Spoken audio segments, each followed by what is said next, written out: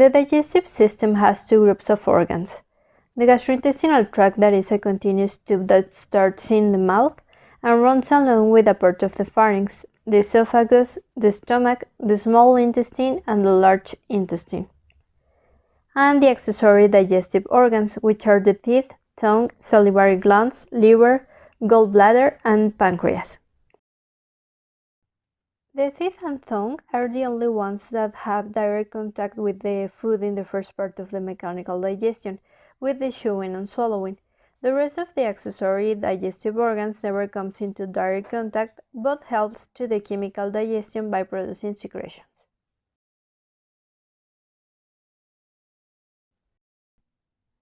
The mouth is the first organ in the gastrointestinal tract.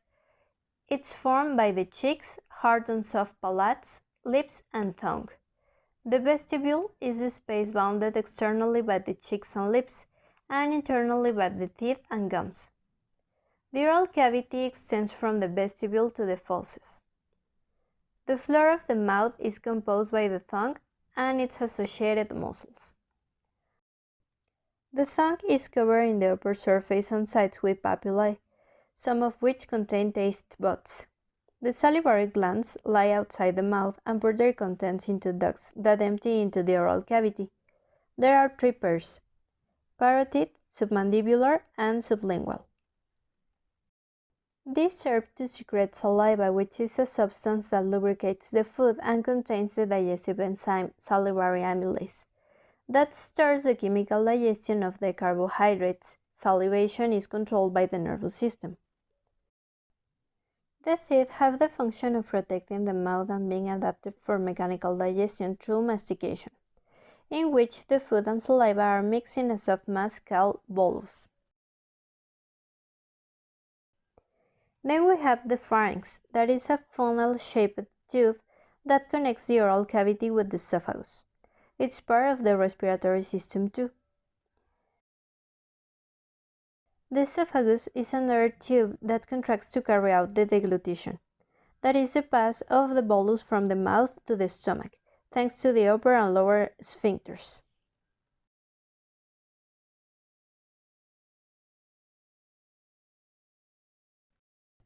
The stomach connects the esophagus with the small intestine, and its atomic regions are cardia, fundus, body, and pylorus. Also, it has 3 layers of muscle. In here occurs mechanical digestion by mixing waves, and also chemical digestion by the mucus, hydrochloric acid, pepsin, that converts the proteins into peptides, gastric lipase, and intrinsic factor.